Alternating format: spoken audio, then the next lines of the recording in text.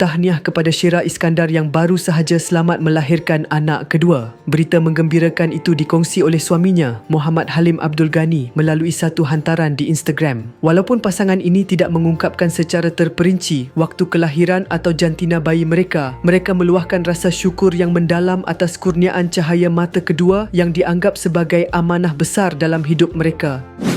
Guys, sebelum kita lanjutkan dengan berita bahagia ini, jom subscribe Drama 2.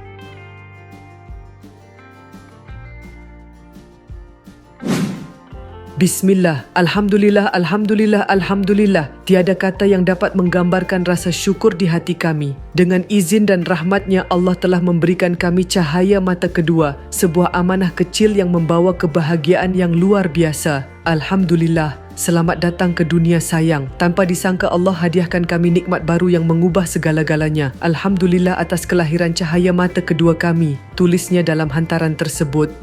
Dalam masa yang sama, Muhammad Halim tidak lupa untuk mengucapkan terima kasih kepada Syira atas segala pengorbanan besar yang telah diberikan untuk melahirkan zuriat mereka.